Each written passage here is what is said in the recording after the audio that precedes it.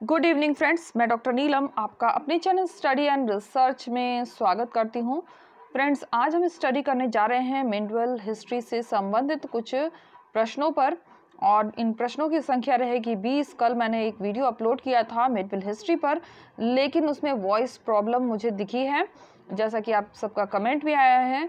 तो जल्द ही मैं उसका री अपलोड वीडियो आपको प्रोवाइड कर दूंगी, तो उसमें कोई समस्या नहीं है, केवल वॉइस नहीं गया है।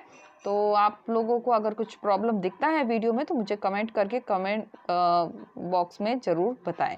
तो चलिए अपनी स्टडी को आगे बढ़ाते हैं। इस तरह का वीडियो आपको पसंद आता है तो लाइक शेयर सब्सक्राइब करें। सब्सक्राइब करने के बाद बेल आइकन की घंटी को जरूर प्रेस कर लें, ताकि इस तरह का वीडियो मैं जब भी अपलोड करूं उसका नोटिफिकेशन आसानी से मिल सके। और ये सीरीज़ आपको बहुत पसंद आ रहा है, जैसा कि आप सबके कमेंट आ रहे हैं, उस अच्छे कमेंट्स के लिए आप सबका बहुत बहुत धन्यवाद। तो हमारा जो पहला प्रश्न है वो है, दीवाने अर्ज सैन्य मामलों से संबंधित विभाग को किसने प्रारंभ किया? तो इस विभाग को प्रारंभ करने वाला कौन था? दीवाने अर्ज, तो ये हो जाएगा बलबन। ऑप्शन ए हमारा करेक्ट हो जाएगा। और यहाँ आ जाते हैं, इसकी व्याख्या देख लेते हैं। सैन्य मामलों से संबंधित विभाग दीवाने अर्ज की स्थापना बलबन ने की थी। मंगोल आक्रमणों से सुरक्षा के लिए उसने अपना सेना मंत्री इमाद उल मुल्क को नियुक्त किया। सल्तनत काल के शासकों में से किसने दीवाने खैरात प्रारंभ किया? दीवाने खैरात का प्रारंभ किसने किया था? तो इसकी शुरुआत करने वाला था फिरोज तुगलक। ऑप्शन सी हमारा यहाँ पे करेक्ट होगा। और ये प्रश्न आया हुआ है पीजीटी हिस्ट्री 2013 का। व्याख्या देख लेते हैं। फिरोज तुगलक सल्तनतकालीन शासकों में ऐसा सुल्तान था जिसने दीवाने खैरात नामक विभाग की स्थापना की। इसके माध्यम से वह मुसलमान अनाथ स्त्रियों एवं विधवाओं को आर्थिक सहायता देता था तथा निर्धन मुसलमान लड़कियों के विवाह की व्यवस्था करता था। नेक्स्ट क्वेश्चन देखते हैं। फ्रेंड्स, आज हमने कमेंट नहीं लिया है, तो चलिए थोड़ा कमेंट पर भी हम बात कर लेते हैं। तो फ्रेंड्स, हम आ गए हैं अपने कमेंट सेक्शन पर, और यहाँ आप देख सकते हैं तरनु यादव का आया हुआ है कि इसमें कोई क्वेश्चन आपको इस वीडियो में गलत दिख रहा है। तो बता दूं मैं आपको कि ये काफ़ी पुराना वीडियो है। अगर मुझे समय मिलता है तो मैं इसे ज़रूर चेक करूँगी, तभी आपसे इस पर बात कर पाऊँगी।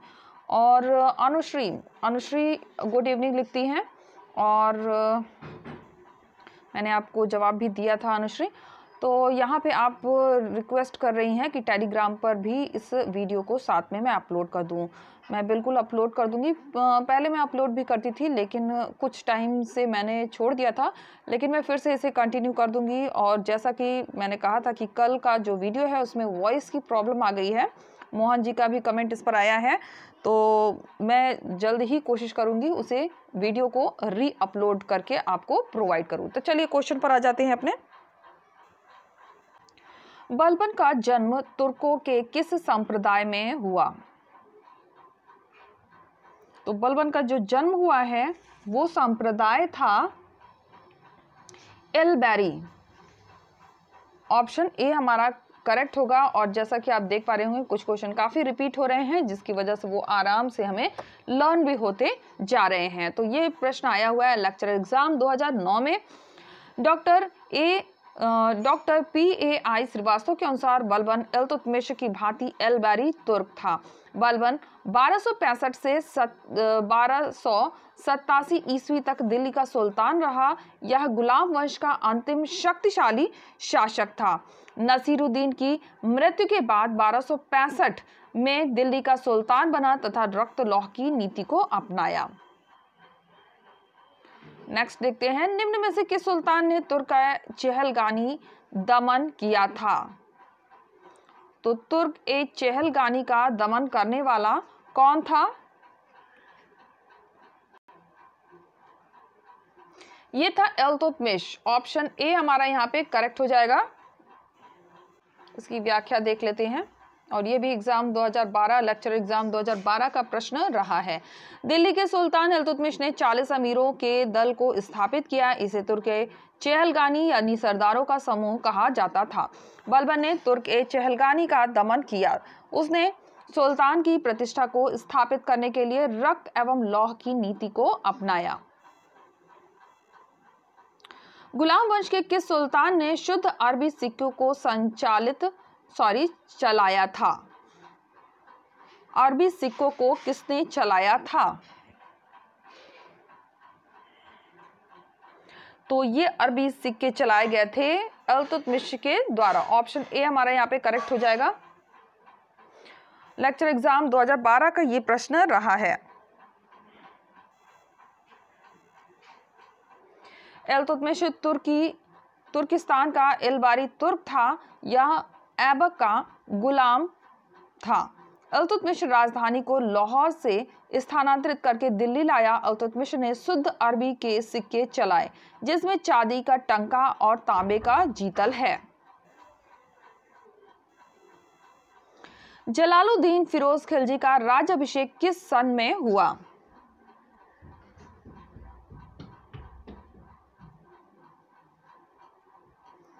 तो किस सन में हुआ था राज्याभिषेक? ये हुआ था 1290 में। ऑप्शन सी हमारा यहाँ पे करेक्ट हो जाएगा। लेक्चर एग्जाम 2012 का ये प्रश्न रहा है। खिलजी वंश का संस्थापक जलालुद्दीन फिरोज खिलजी था। उसका राज्याभिषेक 13 जून 1290 ईस्वी को किलोखरी में हुआ था। जलालुद्दीन दिल्ली का प्रथम सुल्तान था जिसने उदार निरंकुशवाद के आदर्श को बनाए रखा। उसने किलोखरी को अपनी राजधानी बनाया। निम्नलिखित में कौन हजार मर्दह कहलाता था? हजार मर्दह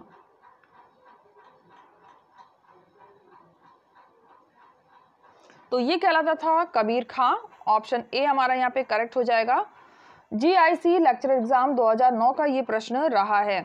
1236 ईस्वी में रजिया सुल्तान काल में शासिका बनी जिसका कुछ सरदारों ने विरोध किया, जिसमें बदायूं सुल्तान हासी और लाहौर के इक्तदार थे। रजिया ने विरोधियों में फूट डलवाकर कुछ को अपने साथ मिला लिया।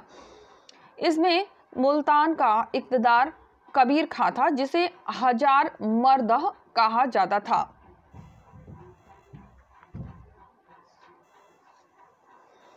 निम्नलिखित में से कौन रात्रि में अपना अधिकतर समय प्रार्थना एवं चिंतन में व्यतीत करता था? तो ये हमने कल भी सॉल्व किया था फ्रेंड्स, तो ये रिपीट हो रहे हैं क्वेश्चन, तो री अपलोड करने की आवश्यकता नहीं है। आप कंटिन्यू सीरीज देखेंगे तो ये आपको कंटिन्यू ही मिल जाएगा।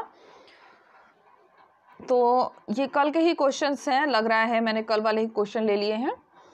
तो चलिए देख लेते हैं। निम्नलिखित में से कौन रात्रि में अपना अधिकतर समय प्रार्थना एवं चिंतन में व्यतीत करता था? प्रार्थना और चिंतन में व्यतीत करने वाला था इल्तुतमिश। ऑप्शन बी हमारा यहाँ पे करेक्ट हो जाएगा। 1211 ईस्वी में इल्तुतमिश दिल्ली सुल्तान बना। उसने सुल्तान के पद की स्वीकृति खलीफा से प्राप्त की। इल्तुतमिश इलबारी तुर्क था, वह श्रेष्ठ शासक था। रात्रि में अपना अधिकतर समय प्रार्थना एवं चिंतन में व्यतीत करता था। और ये क्वेश्चन आया हुआ है जीआईसी लेक्चरर एग्जाम 2009 में। रैयत आला की पदवी धारण की।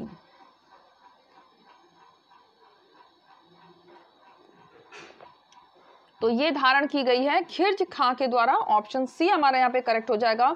जीआईसी लेक्चरर एग्जाम 2009 का ये प्रश्न रहा है। खिर्ज खां सैयद वंश का संस्थापक था। उसने अपने को पैगंबर मोहम्मद का वंशज बताया और 1414 में दौलत खां लोदी से दिल्ली को छीन लिया और पहला सैयद सुल्तान बना। परंतु खिर्ज खां ने सुल्तान की उपाधि नहीं ग्रहण की बल्कि रैयत आला की उपाधि धारण की। तो प्रश्न रैयत आला पर भी बन सकता है, ध्यान रखिएगा।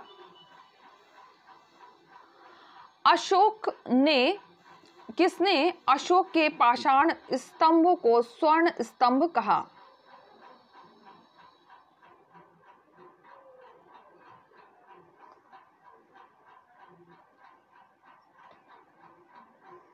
स्वर्ण स्तंभ कहा है?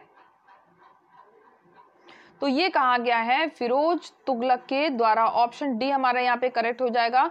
मोहम्मद तुगलक के बाद फिरोज शाह तुगलक दिल्ली का सुल्तान बना। उसने अशोक के 2 स्तंभों टोपरा व मेरठ को दिल्ली मंगवाया और स्थापित किया। उसने इन स्तंभों को स्वर्ण स्तंभ की संज्ञा दी।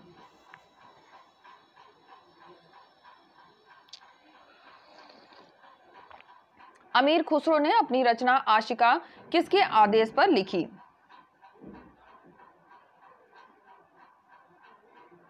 तो ये लिखी गई है, यहां ऑप्शन आप देख सकते हैं, खिर्ज खां के आदेश पर। ऑप्शन बी हमारा यहाँ पे करेक्ट हो जाएगा।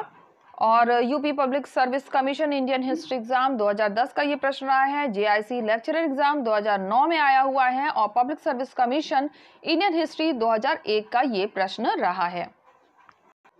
आशिका की रचना अमीर खुसरो ने खिर्ज खां के आदेश पर किया था। इसकी रचना पद्य में मूलतः गुजरात के राजा कर्ण की पुत्री देवल देवी और अलाउद्दीन खिलजी के पुत्र खिर्ज खां के प्रेम का वर्णन किया गया है। इसमें खिर्ज खां के नैतिक पतन का भी वर्णन मिलता है।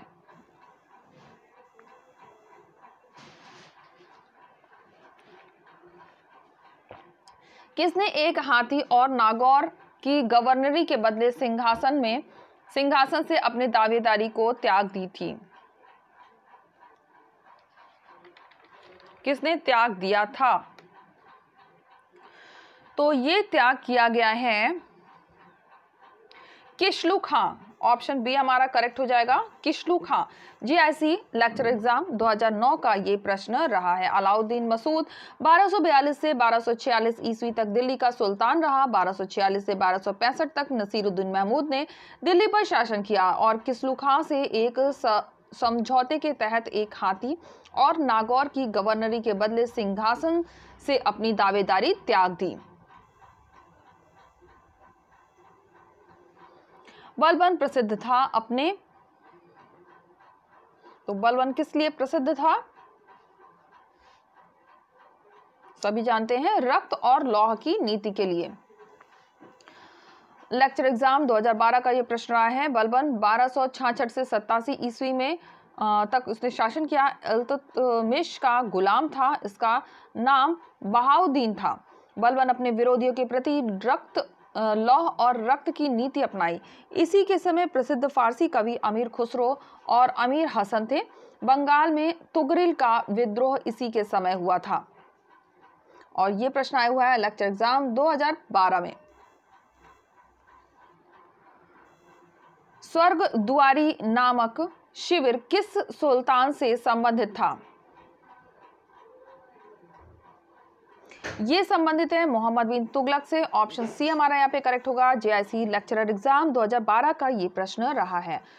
सुल्तान मोहम्मद बिन तुगलक ने दोआब क्षेत्र में अकाल एवं महामारी से बचने के लिए स्वर्ग दुआरी नामक शिविर दिल्ली की स्थापना कराई थी। मध्यकालीन सभी सुल्तानों में मोहम्मद तुगलक सर्वाधिक शिक्षित, विद्वान एवं योग्य व्यक्ति था। वह अपने सनक भरी योजना, क्रूर कृत्यों एवं दूसरों के सुख दुख के प्रति उपेक्षा भाव रखने के कारण स्वप्नशील, पागल, रक्त पिपासु कहा गया। तुगलक साम्राज्य विभाजित था। तो यहाँ थोड़ा बैटरी भी डाउन हो रहा है, चलिए कोई बात नहीं। और कल के जो प्रश्न थे वो इसमें आ ही रहे हैं, तो वीडियो री अपलोड करने की आवश्यकता नहीं है। आप इसी सीरीज को कंटिन्यू देखते रहिए। तुगलक साम्राज्य विभाजित था। कितने भागों में विभाजित था तुगलक साम्राज्य? गैस कर सकते हैं आप। ये हमने कल ही क्वेश्चन सॉल्व किया था। ये तो कुल 23 भागों में विभाजित हुआ था। जेआईसी लेक्चर एग्जाम 2012 का ये प्रश्न रहा है। तुगलक साम्राज्य 23 मुक्त प्रांतों में विभाजित था। 5 सितंबर 1320 ईस्वी को खुसरो खां को पराजित करके गाजी मलिक या तुगरिल गाजी गयासुद्दीन तुगलक के नाम से दिल्ली की गद्दी पर बैठा। इसके बाद मोहम्मद बिन तुगलक शासक बना। इसका साम्राज्य 23 भागों में विभाजित था। तो फ्रेंड्स, यहाँ पे थोड़ी सी मैं जानकारी आपको देना चाहूंगी। अगर आप न्यू व्यूवर हैं तो सबसे पहले तो आप सब्सक्राइब कर लें, और इसके बाद सब्सक्राइब कर लेंगे तो जो भी मैं time to time video upload करती हूँ उसकी नोटिफिकेशन आसानी से मिल जाएगी। और इस चैनल पर आपको हिस्ट्री से संबंधित बहुत सारे MCQs मिल जाएंगे। और ये प्रैक्टिस सेट डी चल रहा है। इसके पहले प्रैक्टिस सेट ए, बी और सी मैं पहले ही अपलोड कर चुकी हूँ। और अगर आप PGT, TGT, नेट का ओल्ड पेपर ढूंढ रहे हैं तो वो भी वीडियो इस पर अपलोड है। तो आप डिस्क्रिप्शन बॉक्स या आई बटन के माध्यम से इन वीडियोस को देख सकते हैं। और सब कुछ फ्री है, किसी भी वीडियो के लिए कोई कॉस्ट नहीं रखी गई है। तो आ जाते हैं यहाँ पर, किस सुल्तान ने सेना में विरासत का सिद्धांत लागू किया? विरासत का सिद्धांत लागू किया गया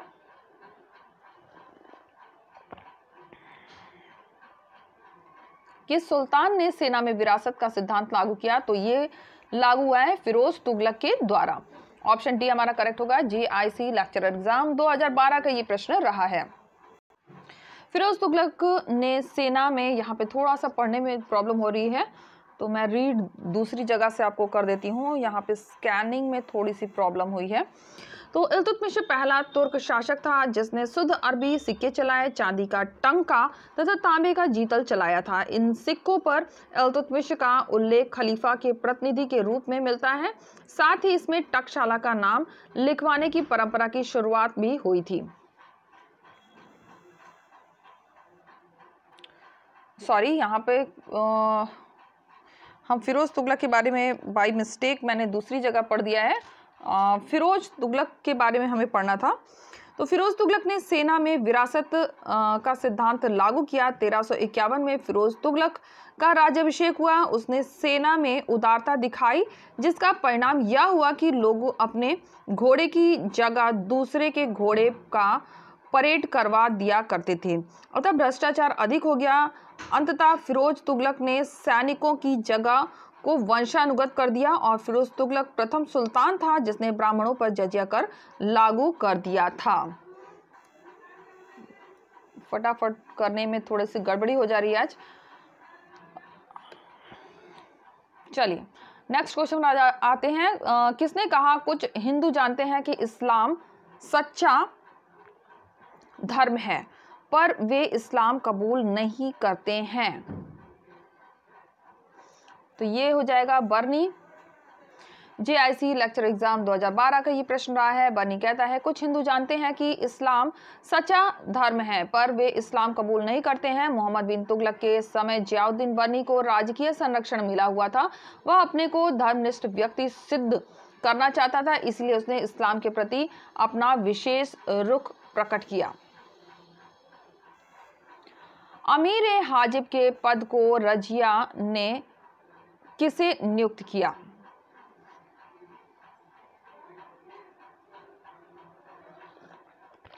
अमीर हाजिब का पद किससे नियुक्त किया गया? इख्तियारुद्दीन एतगी हो जाएगा। ये हो जाएगा option C. JIC lecture exam 2012 का ये प्रश्न रहा है। अमीर हाजिब के पद पर रजिया ने इख्तियारुद्दीन एतगीन को नियुक्त किया। जमालुद्दीन याकूत को अमीर आखूर यानी अश्वशाला का प्रधान नियुक्त किया गया। रजिया के शासनकाल में कुछ प्रांतीय शासक उसका विरोध कर रहे थे, जिससे निपटने के लिए रजिया के कुछ विशेष अधिकारियों की नियुक्ति की गई थी। किस वर्ष में इल्तुतमिश ने नासिर अमीर उल मोमानी की उपाधि से सम्मानित किया?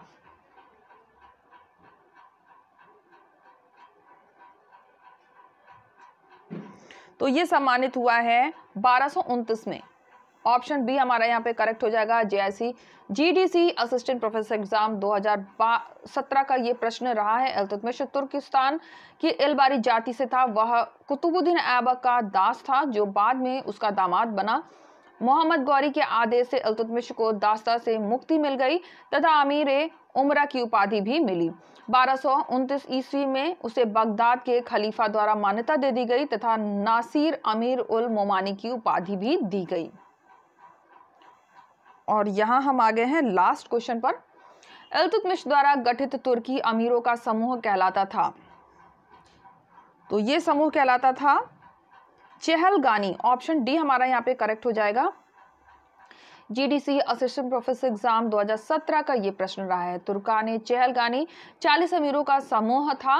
इल्तुतमिश के वफादार गुलाम अमीरों का एक समूह था। इसके द्वारा इल्तुतमिश ने शासन व सैन्य नियंत्रण का प्रयास किया। इस समूह ने बाद में अपनी भूमिका निभाई, परंतु बलबन ने अपनी निरंकुश सत्ता हेतु इस समूह का अंत कर दिया। तो फ्रेंड्स, अब हम चलते हैं अपनी प्लेलिस्ट को एक बार चेक कर लेते हैं कौन कौन से वीडियो इस चैनल पर अपलोड किए गए हैं। तो फ्रेंड्स, यहाँ हम आ गए अपनी प्लेलिस्ट में। यहाँ आप देख सकते हैं बहुत सारे वीडियो अपलोड किए गए हैं और सभी वीडियो इतिहास से रिलेटेड हैं। तो एनटीए यूजीसी नेट के पेपर आप ओल्ड यहाँ से देख सकते हैं। टीजीटी पीजीटी के ओल्ड पेपर देख सकते हैं। फिर अगर एनसीईआरटी के माध्यम से स्टडी करना चाहते हैं तो उसके भी वीडियो अपलोड किए गए हैं। और शॉर्ट में डिस्क्रिप्टिव वे में स्टडी करना चाहते हैं तो 108 वीडियोज़ पर अपलोड किए गए हैं। तो इस तरह से बहुत सारे वीडियो आपको यहाँ पर मिल जाएंगे। और जो सीरीज़ इस समय चल रही है वो 30 क्वेश्चन की स्टार्टिंग में थी, लेकिन उसे मैंने कन्वर्ट कर दिया है 20 क्वेश्चन में।